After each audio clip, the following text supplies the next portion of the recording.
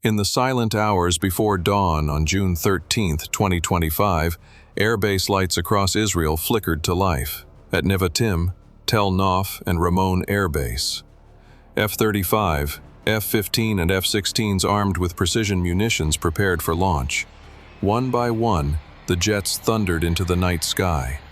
Over 100 aircraft, a mix of F-35, F-15 and F-16, were airborne in minutes. Their mission?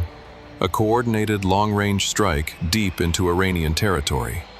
Flying over 1,500 kilometers, the jets required refueling to complete their mission. High above the region, aerial refueling tankers awaited them.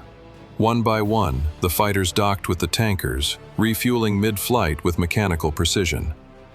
Leading the strike, Israel's F-35 stealth fighters pierced Iranian airspace undetected. Their radar-absorbing design and electronic warfare pods paved the way for conventional fighters. Iran's radar systems, jammed, misdirected, overwhelmed. The first wave hit Iran's most sensitive installations. In Natanz and Isfahan, critical infrastructure supporting uranium enrichment was struck with bunker-penetrating munitions. Simultaneously, air-to-ground missiles rained down on military targets, Kermanshah's missile silos, Tabriz Air Base, and radar sites near Tehran. With their payloads delivered, the jets veered west, vanishing into the early light.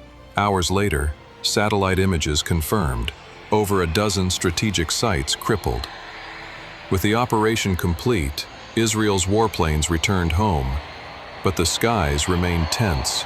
Now, all eyes turn to Iran's response. Will the Iron Dome shield Israeli cities from a wave of retaliation? The next chapter is yet to unfold, and we'll cover it in our next video. Like, share, and subscribe to stay updated on this unfolding conflict.